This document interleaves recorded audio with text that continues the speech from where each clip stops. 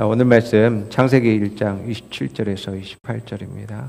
하나님이 당신의 형상대로 사람을 창조하셨으니 곧 하나님의 형상대로 사람을 창조하셨다. 하나님이 그들을 남자와 여자로 창조하셨다. 하나님이 그들에게 복을 베푸셨다. 하나님이 그들에게 말씀하시기를 생육하고 번성하여 땅에 충만하여라. 땅을 정복하여라. 바다의 고기와 공중의 새와 땅에서 살아 움직이는 모든 생물을 다 들으라 하셨다. 아멘. 생육하고 번성하고 충만하라라는 하나님의 말씀은 하나님 지으신 이 세상을 향한 하나님의 마음이었고 또 하나님의 뜻이었다라고 할 수 있습니다. 하나님이 이 세상을 축복하고 또 하나님 주신 놀라운 그런 은혜가 있음에도 불구하고 이 땅 가운데 죄가 들어오게 됨에 따라서 세상은 하나님의 말씀하신 그러한 축복의 말씀과는 반대되는 것들이 지배하기 시작했습니다. 죄가 지배하게 되면서 생명이 아니라 죽음이 들어오게 되어졌고 더 성장과 번성하는 것이 아니라 위축되어지고 또 저성장과 또 많은 불안과 어려움들이 이 땅 가운데 임하게 되어졌습니다. 또 이 땅에 많은 저주들이 이 세상을 지배하게 되어졌죠. 죽음과 저주와 질병이 이 땅 가운데 가득하게 되자 하나님이 처음에 말씀하신 그 축복들은 너무나 사람들의 그러한 기대와 소망이 되어졌고 꿈이 되어졌습니다. 너무나 값진 것이 되어졌기 때문에 사람들은 그것을 위해서 소망하고 바라보며 살아갈 수밖에 없었습니다. 하나님이 세상을 지으시고 만드신 것은 이러한 생육하고 번성하고 충만한 것을 하나님께서 원하셨다라는 것을 우리가 알 필요가 있고요.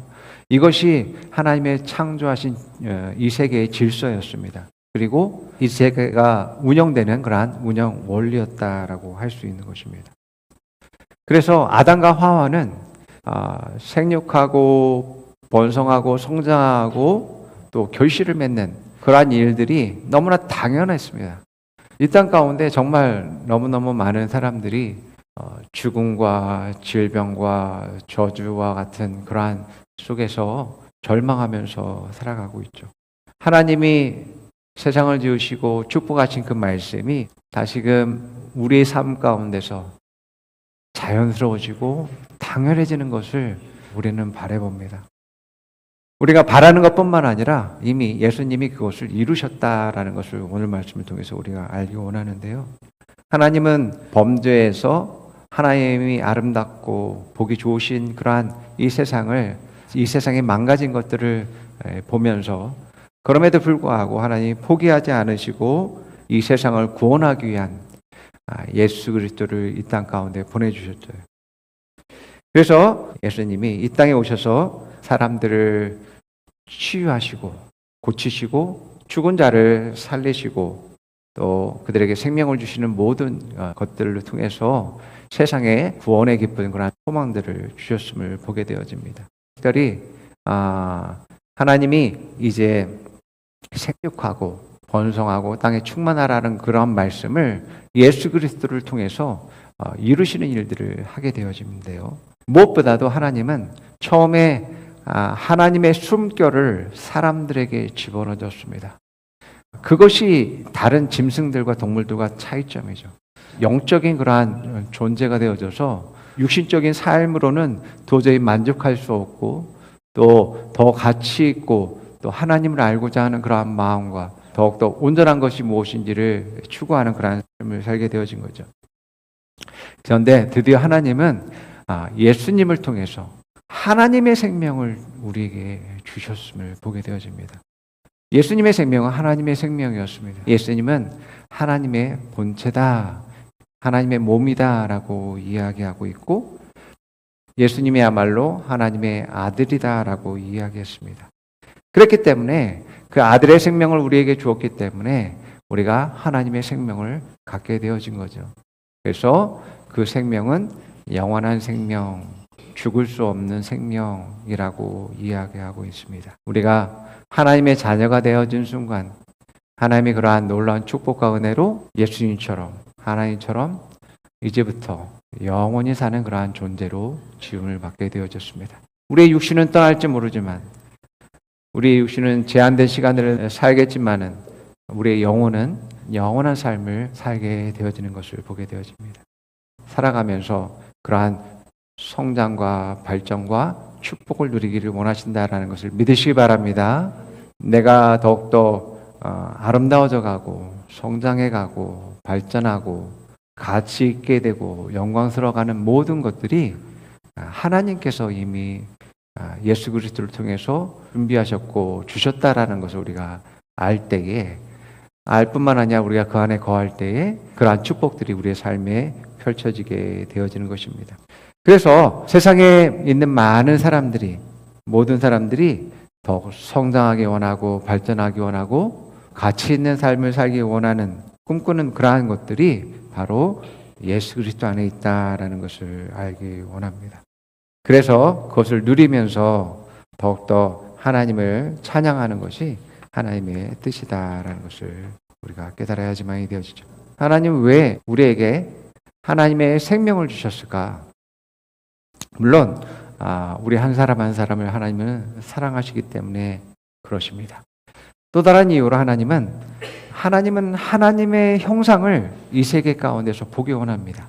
창세기에 보게 되면 하나님은 세상을 창조하실 때에 하나님이 말씀으로 그것을 창조하시는데, 창조하는 것들마다 하나님 뭐라고 말씀하냐면 하나님이 보시기에 좋으셨다. 그것을 지으신 것을 기뻐하셨다라고 하는 것을 보게 되어집니다. 내가 하나님의 생명을 가졌다라는 것은 그 생명을 가지고서 하나님의 그러한 하나님이 하시는 것처럼 우리가 살아가는 가기를 원하신다라는 것을 우리가 알 수 있음을 보게 되어집니다. 죄인과 의인은 서로 다른 종류의 사람입니다. 죄인은 선한 것을 할 수가 없습니다. 우리에겐 하나님의 생명이 있어야지만이 됩니다. 하나님의 생명이 없이는 그 일들을 할 수가 없습니다. 네. 그렇기 때문에 하나님은 예수 그리스도를 통해서 우리에게 하나님의 생명을 우리에게 주셔서 이 땅에서 의인의 삶, 하나님이 원하시는 삶을 살기를 원하신다라는 것을 우리는 깨달아야지만이 되어집니다. 그런데 어떤 분들은 그런 얘기를 합니다. 그러면요, 제가 예수님을 영접했고 또 예수님의 생명이 내 안에 있다라고 하시는데, 근데 저는 오늘도 실수했고요, 어제도 죄를 지은 것 같습니다라고 합니다. 우리가 실수를 할 수 있습니다. 그러나 우리가 더욱더 거룩해지고 의로운 삶을 사는 것은 내가 의인임을 자각할 때에, 인식할 때에 더 의로운 삶을 살게 되어집니다. 내가 부족하다 할지라도, 연약하다 할지라도 내가 그것들을 충분히 이길 수 있다는 것, 하나님 안에서 내가 충분히 이길 수 있고 승리할 수 있고 성장할 수 있다라는 그러한 비전들을 갖는 여러분 되기를 축원드립니다. 그래서 하나님은 나를 통해서 하나님이 일하시고 역사하는 것을 보기를 원하시고 그것을 기뻐하신다라고 할 수 있습니다. 이것이 하나님의 기쁨인 것이죠. 이 땅에서 가장 귀한 것은 생명입니다. 생명. 여러분의 생명이 가장 가치 있고 소중할 것입니다. 마찬가지로 다른 사람의 생명, 그 사람의 생명도 엄청난 가치와 소중함을 가지고 있는 것입니다. 이러한 생명들 중에 가장 존귀하고 고귀한 생명은 여러분 하나님의 생명입니다. 왜 그러냐면 하나님의 생명을 가진 자들은 생명이 얼마나 귀한지에 대해서 깨달을 뿐만 아니라 그 귀한 것을 깨달았기 때문에 다른 생명들을 살리는 일들을 하는 거거든요. 그래서 귀하다라고 하는 것입니다. 자, 그래서 에베소서 2장 10절은 이렇게 말하는데 확대 번역본으로 한번 우리 읽어봅니다. 읽겠습니다. 우리는 하나님께서 직접 손수 만드신 작품, 그분의 솜씨이며 하나님께서 미리 준비해 놓으신 길을 따라 그분께서 우리를 위해 예정하신 계획하신 선한 일을 하고 그 안에서 그분께서 미리 계획하시고 준비하신 좋은 삶을 살며 행하도록 그리스도 예수 안에서 재창조된 거듭난 자입니다. 아멘. 우리가 살아가다 보면 부족하고 연약하고 문제 많은 그러한 모습들을 바라볼 때 이런 내가 무슨 하나님의 형상이야 라고 생각하는 분들이 많이 있는 것을 보게 되어집니다. 여러분, 그렇지 않습니다.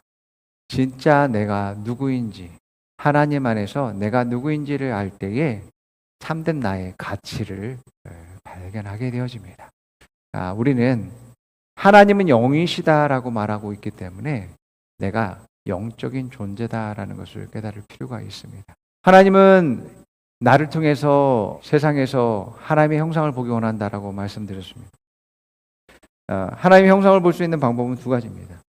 하나는 첫 번째는 하나님의 생명을 가지고 태어나는 겁니다. 성경에서는 거듭난다라고 합니다. 우리가 육신의 부모로부터 태어났지만 다시 육신으로서 태어나는 것이 아니라 영적으로 하나님의 생명을 가진 자로서 태어나야 된다라고 이야기하고 있는 것이죠. 두 번째로 우리가 하나님의 형상을 나타낼 수 있는 이유는 하나님의 뜻대로 하나님의 말씀대로 행하게 될 때 하나님의 형상이 나를 통해서 나타나게 되어집니다. 이처럼 하나님의 말씀대로 행하게 되어지면 하나님의 뜻대로 행하게 되어지게 되면 다른 사람들을 살리는 일들을 할 뿐만 아니라 같이 협력해서 하나님의 일들을 이루는 일들도 하게 되는 것을 보게 됩니다. 자, 그래서 우리 모두는 저마다 이러한 내가 누구인지를 깨닫고 더욱더 하나님의 생명을 가지고서 하나님의 뜻대로 행하게 될 때에 더욱더 하나님의 형상들이 나타나서 우리의 모든 삶에서 하나님이 영광 받으시는 일들이 일어나게 되어집니다. 무엇보다도 우리가 계속해서 해야 될 일들은 하나님 말씀과 하나님 뜻에 우리가 우리 심령 가운데 새기고 우리의 말과 행동의 모든 것 가운데 하나님 뜻과 말씀대로 해야 됨을 보게 되어집니다. 처음 서두에 하나님이 뭐라고 말씀하셨습니까? 생육하고 번성하고 땅에 충만하라라고 말씀했습니다. 그런데 하나님 말씀에 불순종했을 때 어떤 일들이 발생했냐면 하나님 말씀과는 반대되는 그러한 일들이 일어나게 했습니다. 그들이 죽을 수 없는 생명을 가졌었는데 그들이 하나님 말씀대로 살지 않고 불순종했을 때에 그들의 생명이 단축되어졌어요. 그들이 일하지 않고 하나님의 축복을 누리면서 많은 과실들과 열매들을 따먹고 살아갈 수 있었음에도 불구하고 불순종하고 범죄했을 때는 그들은 정말 힘겹게 땀을 흘리고 노동을 하고 일해야 되는 그러한 삶으로 바뀌게 되어진 것들을 보게 되어집니다. 결국에는 질병으로 온갖 세상의 그러한 저주로 앓다가 죽을 수밖에 없는 상황 가운데 이르게 된 것들을 보게 되어집니다. 그 원인이 뭡니까? 말씀에 불순종한 것이 우리가 하나님의 축복을 누리지 못하는 아주 중요한 요인이 되어졌다라는 것을 보게 되어집니다. 말씀이 없으면 내 안에 하나님이 역사하지 않으시고요. 결국 추구하는 것은 나의 성공, 나의 행복, 나의 기쁨만, 나를 위해서만 살아가게 되어집니다. 나를 위해서 살아가는 사람은 자기 고집으로 똘똘 뭉쳐져 있습니다. 자기 중심적인 것밖에 없습니다. 하나님이 그 안에 없기 때문에. 자기의 이기심, 자기의 욕심, 탐욕들 그런 것들이 나올 수밖에 없어요. 자기밖에 없기 때문에 그렇습니다. 이런 사람에게서 하나님의 선한 것이 나올 리가 없죠. 안에 없기 때문에. 그래서 하나님은 하나님의 형상을 보기 원하시기 때문에 우리에게 생명을 주셨고 우리에게 말씀을 주셨습니다. 그래서 우리가 하나님의 말씀대로 행하게 될 때 우리는 열매 맺는 삶이 자연스럽게 이루어지게 되어집니다. 요한복음 15장 5절이 그렇게 말하고 있어요. 나는 포도나무요 너희는 가지이다. 사람이 내 안에 머물러 있고 내가 그 안에 머물러 있으면 그는 많은 열매를 맺는다. 너희는 나를 떠나서는 아무것도 할 수 없다. 열매는 어디에 맺힙니까? 나무의 가지에서 맺히잖아요. 그 가지에 나무로부터 보내는 영양소가 가지까지 전달되지 않는다면 그 가지는 잎사귀도 낼 수도 없을 뿐만 아니라 열매도 맺을 수 없고 결국에는 말라 비틀어져서 바람이 불면 그냥 끊어져서 떨어지게 될 것입니다. 예수님이 말씀하신 것처럼 우리가 예수님과 연결되어지지 않다면 정말 예수님이 원하시는 그런 모든 결과로부터는 내가 배제되어졌다라는 것을 알 수 있습니다. 이건 단순한 원리지만 많은 그러한 그리스도인들 성도들이 알지 못하고 있고 이것을 어려워하는 것을 보게 됩니다. 왜 그러냐면 예수 그리스도 안에 있는 것을 힘들어합니다. 예수 그리스도 안에 있다라는 것은 무엇을 의미하냐면 그분을 항상 인정하고 그분의 말씀대로 살아가는 것을 말하고 있는데 세상의 가치들과 또 세상에 말하는 것들과 그런 것들이 혼동되어져서 자기 욕심과 자기 유익만을 위해서 살아가기 때문에 아무리 그리스도인이라 할지라도 말씀대로 살아가는 것을 힘들어한다라는 것입니다. 결국에는 양식을 먹지 못하는 거죠. 포도나무가 보내주는 진액을 빨아들여야지만이 그 가지가 이제 왕성해지고 또 열매 맺게 되어지게 되시죠.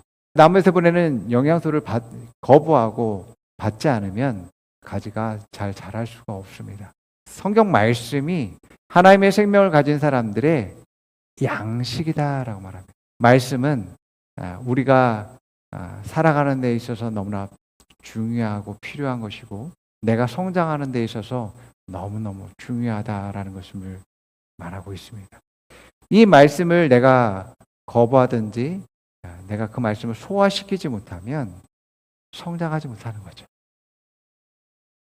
그래서 많은 사람들이 다양한 이유로 말씀이 아닌 그것을 추구하고 고집하고 나아가서 말씀을 먹지 못하니까 성장하지 못하는 것이고 결과를 얻지 못하는 것이다라는 것을 알 수 있습니다. 분명히 성경은 말씀을 믿고 말씀을 먹는 자들이 세상을 이긴다라고 말합니다. 너무 놀라운 말씀입니다. 말씀을 가지고 믿음으로 살아가는 사람들이 세상을 이긴다라고 이야기합니다. 이것은 하나님이 내 삶 가운데 역사함으로 말미암아서 승리하는 것이고 하나님의 그 말씀의 그러한 권위와 그 능력이 내 삶에서 말씀을 통해서 이루어지는 것을 통해서 세상을 이기게 되는 것이기 때문에 이루어진 일입니다. 말씀으로 세상을 창조하셨듯이 지금도 그 말씀이 우리가 말씀대로 행하게 될 때 세상에서는 놀라운 환경들을 변화시키고 우리를 하여금 승리하게 주는 것임을 말씀하고 있습니다. 자, 여러분 앞서 생명이 세상에서 가장 귀하다라고 이야기했습니다. 생명을 살리는 일과 생명을 낳는 일은 어린아이는 할 수가 없습니다. 여러분. 어린아이는 아기를 낳을 수도 없을 뿐만 아니라 아기를 양육하거나 교육할 수가 없습니다. 그래서 영적으로도 마찬가지입니다. 신앙에서도 어린 수준 가운데 있는 사람은 그 사람은 생명을 낳거나 그들을 치유하고 장성하게 할 수 없다라는 것을 우리는 깨달아야지만 되어집니다. 우리에게 하나님은 한 생명 한 생명 우리에게 보내주십니다. 그러나 그 생명들을 정말 하나님의 사랑으로 품고 예수 그리스도의 그 사랑을 깨닫게 함으로 말미암아서 예수님을 영접하고 예수님의 생명을 얻어서 하나님의 자녀가 이 땅 가운데 태어나는 것을 우리가 할 수 있습니다. 뿐만 아니라 그 생명이 더욱더 이 세상 가운데서 잘 양육되어져서 성장함으로 말미암아 더욱더 장성한 사람으로서 세우는 일들을 우리가 해야지만 되어지죠. 그런데 내가 어리면 말씀의 능력들을 경험하지 못하고 살아가지 못하고 있다면 생명을 살릴 수도 없고 성장시킬 수도 없다라는 것입니다. 여러분, 성장은 그 말씀을 소화시킴으로 말미암아서 내 에너지가 되어져서 성장하게 되어지죠. 그것이 소화가 된다라는 것은 어떤 거냐면 그냥 지식에 머무는 게 아니에요. 지식에 머무는 게 아니라 원수를 사랑하라라고 말씀했다면 내가 실제 삶에서 나에게 대해서 험담하고 또 못되게 대하는 그러한 사람을 하나님 말씀이 사랑하라고 했으니 주님 저 사람을 용서합니다. 저 사람을 사랑합니다. 할 수 있어야지만이 내가 그 말씀을 먹었다라고 할 수 있는 거예요. 소화시켰다라고 할 수 있는 거고 성장했다라고 할 수 있는 겁니다. 내가 그러지 못한다면 나는 아직 그 말씀을 먹지 못한 거고 소화시키지 못한 거고 성장하지 않은 거예요. 예. 그래서 우리가 성장했다라는 것은 삶에서 다루어져야지만 돼요. 그냥 말씀을 지식으로만 가지고 있고 공부해서 내가 아는 수준에 머무는 게 아니라 내가 삶에서 말씀대로 행할 때에 비로소 성장했다라고 말하고 있는 것입니다. 그래서 우리가 이 성장의 문제는 참 쉽지 않은 것입니다. 혼자 사람은 성장할 수 없죠. 많은 분들의 헌신과 도움과 사랑이 필요했던 것들을 보게 됩니다. 우리가 신앙적으로도 마찬가지입니다. 신앙의 안에서도 성장하기 위해서 많은 분들의 그러한 헌신과 사랑이 필요합니다. 언제까지 어디까지가 장성한 분량에 이르는 것인가? 한때는 그런 고민들을 했습니다. 언제까지 수고해야지만이 되는가? 언제까지 성장시켜야지만이 되어지는가? 언제까지냐면 그 생명이 태어나서 성장해서 다른 생명을 낳기까지입니다.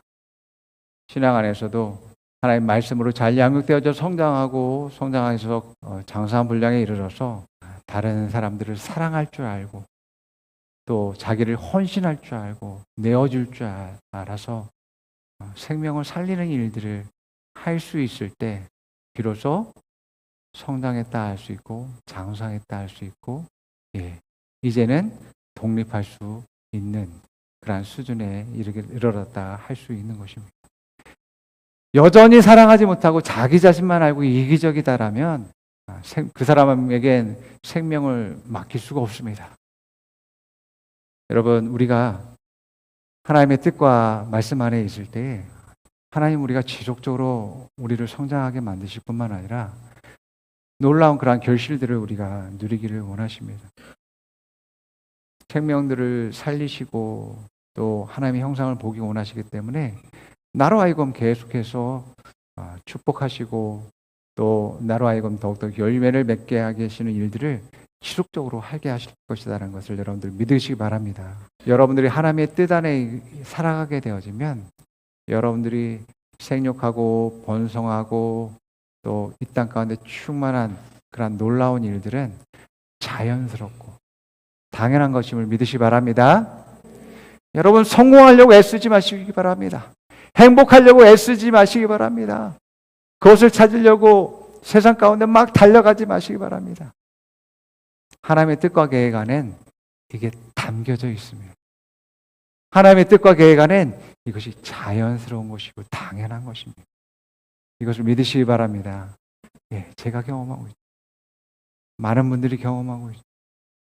하나님은 나의 아버지이기 때문에 내가 성장하고 발전하고 잘 되는 것을 원하시고 계십니다. 아버지의 뜻 안에는 그런 모든 것이 담겨져 있음을 보게 되어집니다. 하나님은 아브라함을 통해서 아브라함 그 한 사람을 통해서 이스라엘이라는 민족 하나님의 나라를 꿈꾸셨고 또 계획하셨습니다. 아브라함을 불렀을 때 그를 택하고 불렀을 때 하나님은 이미 그 안에 하나님의 나라가 있음을 보았습니다. 마찬가지로 하나님은 여러분 한 사람 한 사람을 통해서 하나님의 형상이 나타날 때 생명이 살아나게 될 때 정말 하나님의 나라를 여러분을 통해서 보고 계시고 있다라는 것을 우리는 알 수 있습니다. 여러분 한 사람 한 사람 볼 때 하나님은 얼마나 가슴이 벅차고 소망이 넘치는지 모릅니다.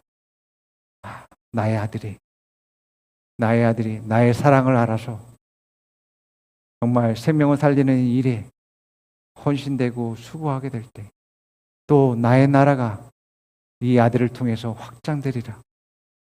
얼마나 이것이 기쁜가? 얼마나 내가 소망이 넘치는가? 그러한 기쁨을 가지고 있다라는 것입니다. 여러분, 우리는 예수 그리스도 안에서, 하나님 안에서 결코 연약하지 않습니다. 우리가 말씀으로, 성령으로 세상을 정복하도록 우리를 삼으셨고 이 땅 가운데 두셨음을 믿으시기 바랍니다.